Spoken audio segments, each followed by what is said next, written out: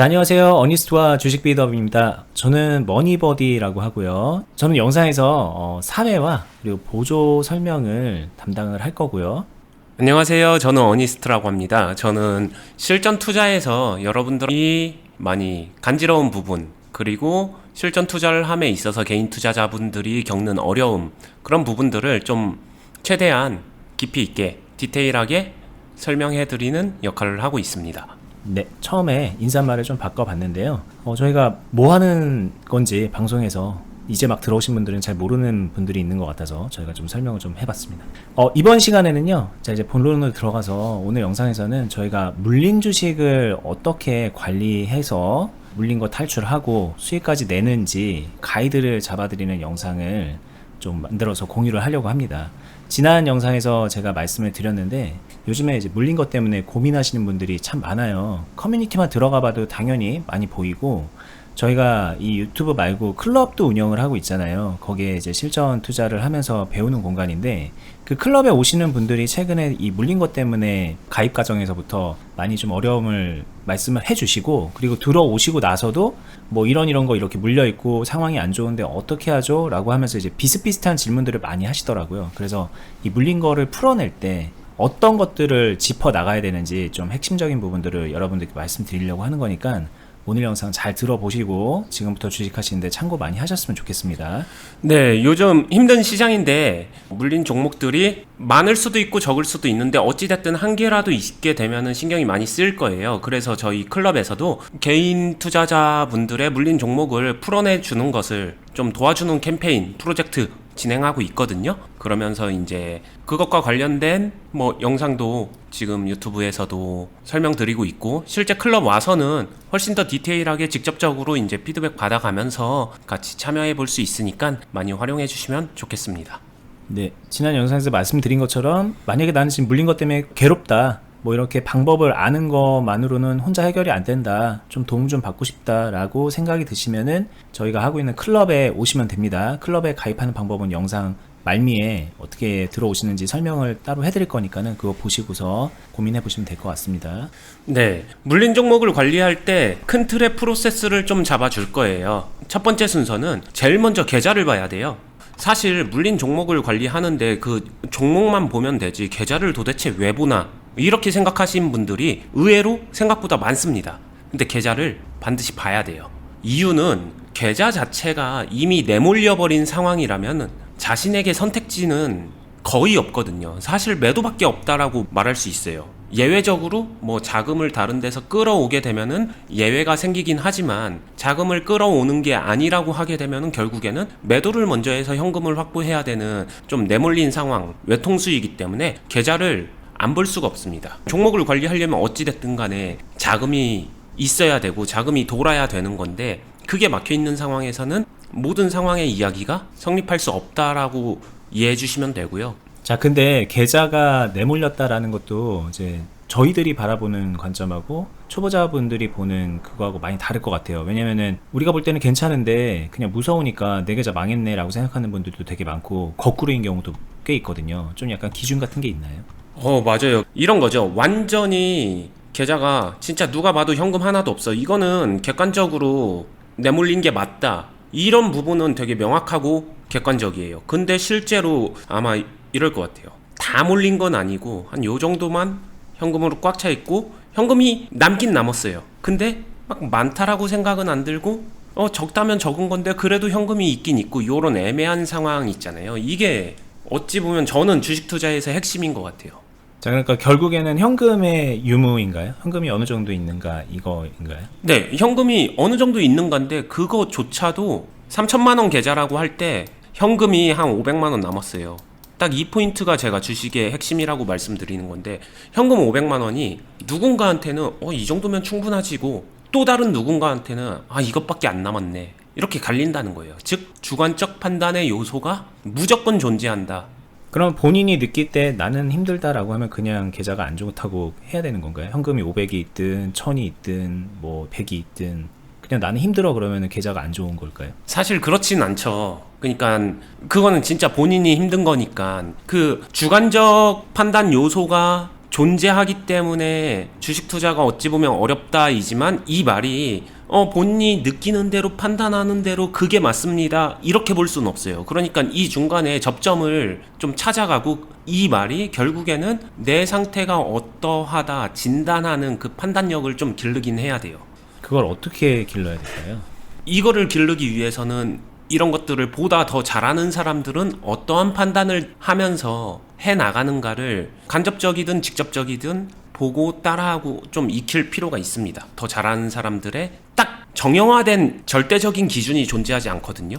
저 역시도 제가 막 훈련할 때 이 기준점을 제 스스로 형성하기 위해서 했던 거는 저보다 선배들, 저보다 잘하는 사람들, 그 당시 저의 스승들 뭐 이런 사람들의 이 기준을 이게 되게 처음엔 막연하거든요. 그거를 계속 긁어 모아가지고 스스로 이거를 쌓아가고 만들어 간 거예요. 어느 정도 틀을 가지고 이거를 세우는 게 되게 중요해요. 그냥 문장 하나 글귀 하나로 이렇게 기준을 세우는 겁니다. 이게 형성되지 않는 영역이 주식 투자다를 먼저 알아야 되고, 그렇기 때문에 이거를 세우는데 좀 시간과 정성과 노력을 들이긴 해야 된다. 이거를 좀 인정해 주셨으면 좋겠어요.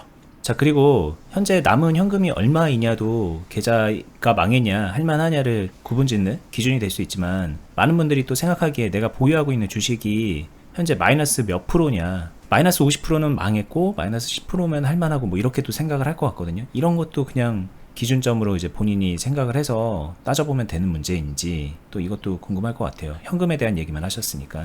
네, 그것도 맞는데 그 마이너스 10%냐 마이너스 50%냐도 그 안에 좀 구성을 봐야 돼요. 똑같이 마이너스 50%라고 하더라도 이 마이너스 50%인 종목에 비중이 되게 작다라고 하게 되면은 흔한 말로 추가 매수, 물타기 좀만 해주게 되면은 이 마이너스 50%짜리가 마이너스 10% 되는 거는 순식간입니다.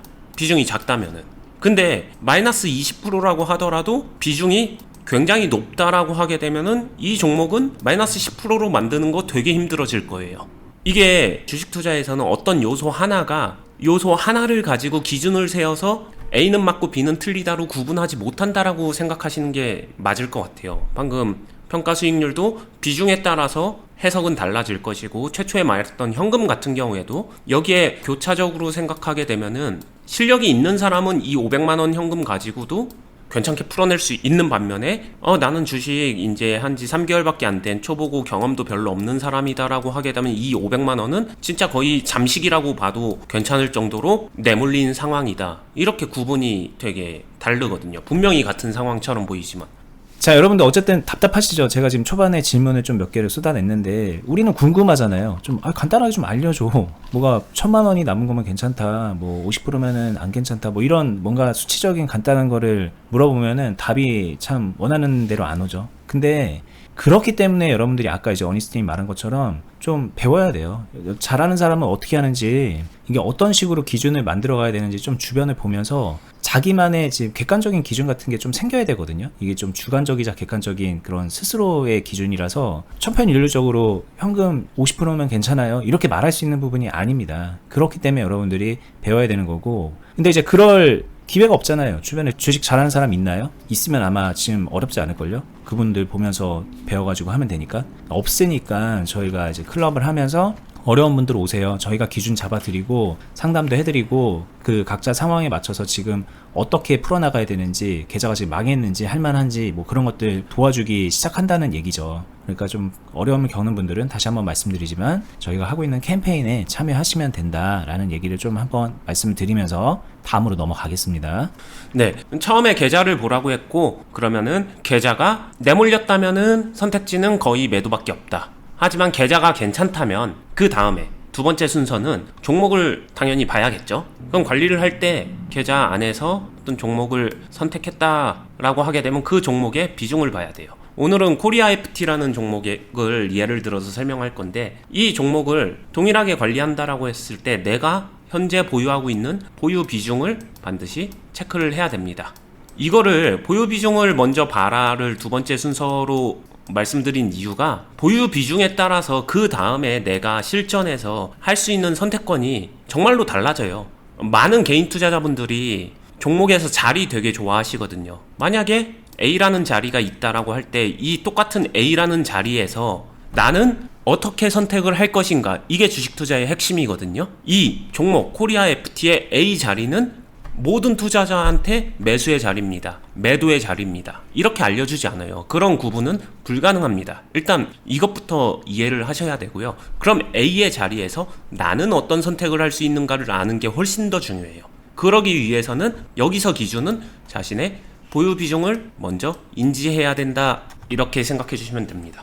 비중이 높고 낮음에 따라서 선택권은 많이 달라질 수 있기 때문에 이런 부분들을 실제로 클럽에서도 되게 많이 훈련을 시키고 선택을 하고 그 다음 상황이 어떻게 이어지는지를 훈련시키기 때문에 이 부분 참고하시고요. 이제 비중을 봤으면 세 번째 순서예요. 비중을 봤다는 거는 그 다음 시나리오 때문이거든요. 이 종목을 어떻게 관리를 할 것인지 시나리오를 생각을 해야 돼요. 시나리오라는 말이 되게 추상적이고 어려울 수 있어요. 근데 좀 쉽게 생각하면은 내가 이거 종목 관리하는데 어떤 방향을 잡고 그 방향을 잡았었을 때 내가 해야 할 것들이 무엇인지를 좀 파악하고 그거를 이행해 나간다라고 생각하시면 돼요. 이거를 이제 비중에 따라서 파동에 따라서 좀 설명을 추가로 드리겠습니다.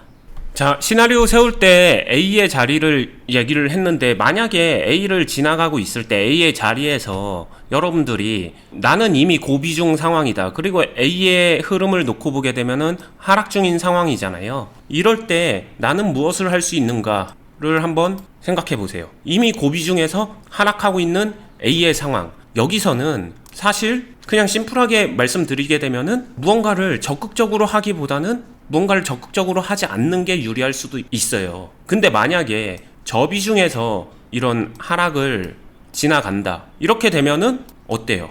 당연히 가격 메리트를 살려서 조금씩 부분 매수를 섞어주게 되면은 나한테 유리해지겠죠. 이런 식으로 분명히 같은 자리인데 선택지는 달라집니다. 이러한 자신의 방향을 조금 구분하기 위해서 비중을 토대로 시나리오를 세우는 게 중요하다. 물린 종목을 관리한다는 거는 이런 식으로 방향을 찾아가는 거다, 이렇게 이해해 주시면 될 것 같거든요. 그럼 이제 이걸만 얘기를 들으면은 좀 많이 매수가 되어 있는 고비중 상태에서는 떨어질 때 그냥 기다리고, 좀 덜 차 있으면은 떨어질 때 물타라는 얘기로 이제 쉽게 들린단 말이에요. 그쵸? 그러면 그 정도는 우리도 하는데? 라고 이제 생각하는 거예요. 왜냐면은 나 물려서 존버하고 있고 더 물탈 만한 여력이 생기면 물도 타고 있거든? 이러고 있는 거죠. 그러니까 이게 뭐가 다른가라는 생각을 하시는 것 같아요, 많은 분들이. 거기에 정확한 문제는 그것밖에 못해서 문제인 거죠. 그러면 이제 시나리오를 지금 여기서 말씀하신 거 이후에 뭘 해야 될까요, 그러면?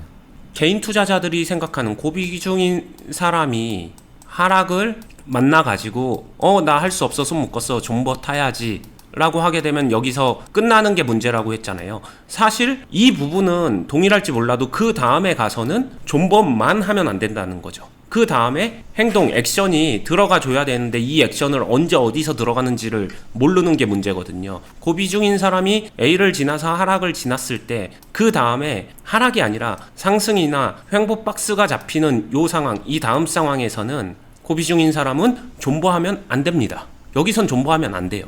그러면 횡보할 때랑 상승할 때 뭘 해야 되는지 지금 딱 그냥 말씀해 주시면은 참고가 될 것 같거든요.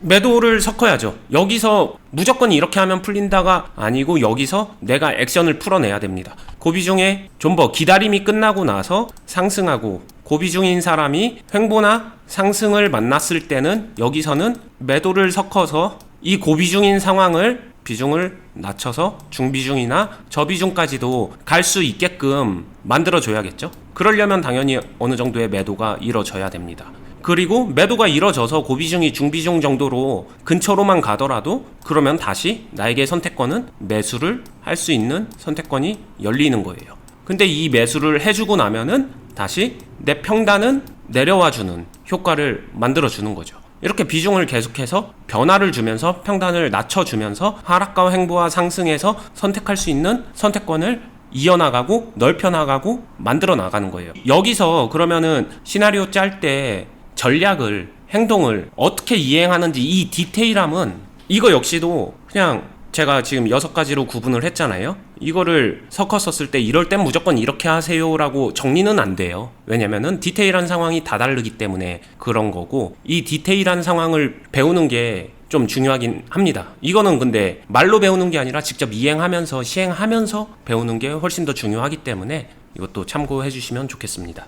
이게 이제 그런 느낌일 것 같아요. 마찬가지로 제가 이렇게 물어보는 이유는, 자 그러면은 뭐 떨어질 때는 존버 아니면은 물을 탔다면 횡보하거나 상승할 때 뭐 해야 되는지 알려주세요 라는 이 제 질문에 많은 분들이 공감을 하실 거예요. 나도 궁금했는데 그거? 그러는 분들이 많으신데, 그러니까는 좀 대입하듯이 외우고 싶은 거거든요. 여기는 존버, 여기는 뭐 매도 막 이런 식으로 해서 다음에 나도 그런 상황이 나오면은 해야지 라고 한단 말이에요.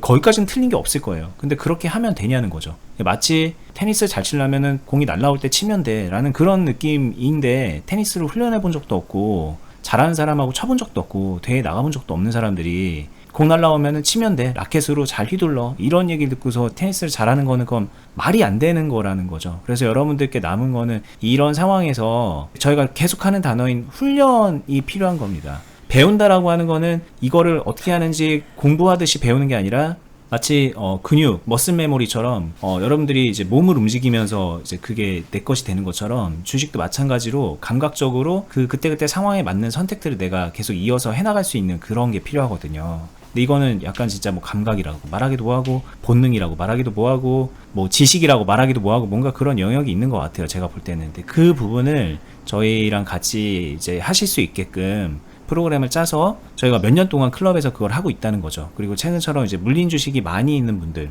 많은 분들이 물려있는 주식을 가지고 있는 분들, 그런 분들이 오시면은 개인 매매를 하는 데 있어서도 저희가 이제 터치를 해드리면서, 코칭을 해드리면서 더 잘 해결할 수 있게 도움을 드리고 있다, 이제 그런 뜻으로 말씀을 드린 거니까, 저희 설명이 지금 듣다 보면 답답하신 분들이 많을 것 같거든요. 뭐 저도 이제 과거를 돌이켜 올라가면 답답한 느낌이 들죠. 당연히 저도 공감을 합니다. 그런데 이게 그 벽을 지나치면 그러면은 저희가 이해가 될 거고, 본인이 나는 그때 그랬었구나 라는 것도 이제 지나고 나면 알게 되는 그런 영역이니까, 여기 답답한 채로 머무르지 마시고 엄한 길로 빠지지 마시고 그 훈련과 올바로 된 경험을 쌓는 쪽으로 좀 발을 좀 내디디시라, 어렵겠지만 그렇게 하시라, 좀 권장을 드리고 싶네요. 네, 제 기준에서 이제 한 가지 팁을 드리면은 이런 거거든요. 고비 중에서 횡보 파동을 만나게 되면은 지나치지 마세요. 여기서는 액션이 가능합니다. 그리고 여기서 액션이 가능하다는 거는 매매가 가능합니다. 매매가 가능하다는 거는 내가 이 파동을 이용해서 분명히 평단 낮추고 비중도 조절하고 여러 가지 재조정으로 삼을 수 있는 상황입니다. 이렇게 말씀을 드리고, 저는 이거를 되게 중요한 팁이라고 말씀드릴 수 있거든요. 방금 설명드린 것처럼 시나리오에서 방향을 잡았으면은 물린 주식을 관리할 때 네 번째 마지막 순서는 시나리오 방향까지 잡는다. 여기까진 좋아요. 근데 어느 정도 중수 정도 되고 나면은 그 다음에 이 시나리오의 결을 잘 지켜주면서 이행한다는 게 어렵다는 거를 많이들 느끼세요. 실제로 훈련하시는 분들도 이 부분에 어려움을 느끼는 경우가 있거든요. 이유는 주가 흐름이 항상 바뀌잖아요. 그러다 보면은 투자자의 마음은 진짜 갈대처럼 흔들립니다. 흔들린다고 해가지고 이 방향을 화장실 들어갈 때 마음, 나올 때 마음, 이렇게 계속 내 마음대로, 감정대로 이 종목을 관리하는 방향, 큰 틀의 방향을 바꾸게 되면은 당연히 결과가 더 안 좋을 수밖에 없어요. 그냥 되게 쉽게 비유를 해드리면은, 여러분들 김치찌개 먹고 싶어서 김치찌개를 만들고 있다가 갑자기 마음 바꿔서 된장찌개로 바꿨어요. 새로 만드는 게 아니라 김치찌개 만들고 있는데 걷다가 된장을 넣어버립니다. 나는 된장찌개 만들어야지. 결과가 맛있는 된장찌개가 나올 수 있냐는 거죠. 훨씬 더 어렵다는 얘기예요. 차라리 덜 맛있는 김치찌개를 그대로 완성시키는 게 결과적으로 더 좋을 거다, 이 얘기를 하는 거고요. 거기에 대해서는 어느 정도 좀 줏대가 있어야 됩니다. 그렇게 한 다음에 초보자일수록 당연히 완성된 결과물이 만족스럽지 못할 거예요. 이거 만약에 한 번에 만족시킬 수 있으면 주식 투자가 참 쉽겠죠. 근데 처음에 결과물은 만족스럽지 못해요. 하지만 하는 거예요. 그 다음에 그거를 개선, 보완하면서 궁극적으로 실력이란 거를 이렇게 크게 쌓아 올려가는 거거든요. 연속적으로, 꾸준하게. 이유는 투자란 게, 매매란 게 이번이 끝이 아니잖아요. 단 한 번으로 끝나는 게 아니라 연속적이니까. 그러니까 얼마든지 다음을 이용해서 개선할 수 있고, 그리고 이 결과물이 지금 당장 마음에 안 들면은 이어가서 더 좋은 결과물을 만들어낼 수도 있으니까 선택지를 좀 합리적으로 넓혀 나가야 된다, 이렇게 말씀드리고 싶습니다. 이거 되게 중요한 얘기인데 초보자분들께는 어려운 얘기죠. 그러니까 나는 요리를 한 번도 해본 적이 없는데 김치찌개를 만들고 있는 사람이 과연 내가 지금 이걸 잘 만들고 있는 건가 못 만들고 있는 건가라는 가치 판단이 안 되잖아요. 그래서 힘든 거거든요, 그게. 만약에 이제 요리 고수라면은 이쯤 되면 이건 망했구나, 지금쯤이면 김치찌개 하던 거 접고 있는 거 가지고 옮겨서 전이라도 부쳐야지라고 그렇게 생각할지도 몰라요. 근데 또 아이러니한 거는 진짜 고수라면 그런 일은 생기지 않겠죠. 그냥 김치찌개를 그냥 잘 끓이겠죠. 그렇기 때문에 여러 가지로 이제 모순이 있는 얘기인데, 이거를 저는 그래도 초보자니까 내가 하던 것들을 잘 끝까지 마무리하는 뚝심을 가지고서 해보는 게 차라리 낫다라는 그런 조언을 주신 걸로 들었거든요. 네. 그러면서 이제 대부분은 잘못되겠지만 그렇게 이제 실력을 키워나가는 게 그래도 오락가락 하는 것보다 낫다, 이 정도인데, 사실 그것도 최선은 아니잖아요. 혼자서 그냥 우왕좌왕 그렇게 막 되지도 않는 거 가지고 시간 낭비하고 돈 낭비하는 것보다는 제대로 요리 고수 밑에서 좀 조언도 받아가고 그러면서 해보시는 게 어떻겠냐. 이것도 다시 한번 또 저희가 하고 있는 클럽에 대한 얘기를 해보고 싶네요. 이게 저희가 하고 있어서 그런 거라기보다는 참 안타깝거든요. 혼자서 그렇게 잘못되는 경우가.